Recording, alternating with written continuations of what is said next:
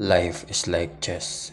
If you don't see yourself as a winner, then you cannot perform as a winner.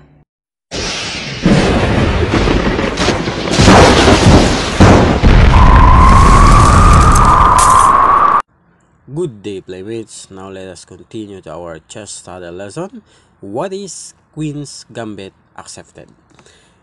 First, it's important you are using white pieces to achieve Queen's Gambit, and it starts to d4. Black responds at d5, and then c4. Yeah. Your purpose is you are gambiting a pawn by giving a free pawn early in c4. And when the d5 pawn captures, for example, this one, then e4. Alright? Now you have two pawns in the center, right?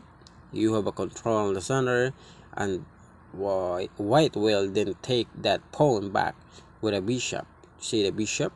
While bishop has now an open up with a move on the e4, and white has a dominant center. This is what we call the Queen's Gambit accepted. Now, and there is some dangers if the opponent just defend, like for example b5 there, like this. You can already begin to play moves a4, right? A4, undermining this pawn, and the b5, creating some serious weaknesses for the opponent. If the opponent plays, like for example a6 to defend the b5 pawn, and you just take, and it can take back because of the rook.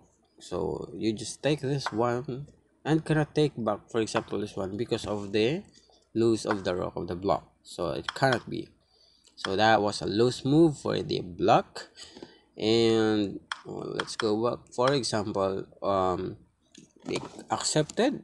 So if black accepts the gambit, for example d takes c4, white should reply at e3. So this is another option for you. If you are playing at e3 and not in e4, which not only gives the d4 pawn an extra defender, the d4 pawn an extra defender, also frees up the bishop to attack the regain pawn, right? So the white bishop, the white has freeze in its diagonal. No, and black will have a hard time holding on the pawn after, for example b5, and then a4 again, and then c6. So for example, earlier the black defended at a6, but this time let's pretend, or let's say the black moves at the support in c6. So the best response for this is e takes b5, and then response c takes b5. And after this, if this is the position of the Queen's Gambit accepted, you can play it in a queen f3. There is an attack at a rook at a4 that was very hard to defend. So how can you defend that? For example, that one, so that was a check, right? So loose of the right. So it cannot be, for example, that one, and then we will go back here. So cannot be. So for example, the bishop will gonna be take that one, and then then there's a loose for another bishop. So another piece is loses. So what is the covering now for that? So for example, there is a queen, so there is a loss for the queen again. So that is a very good gambit, or a best response for white if the black accept the queen's gambit.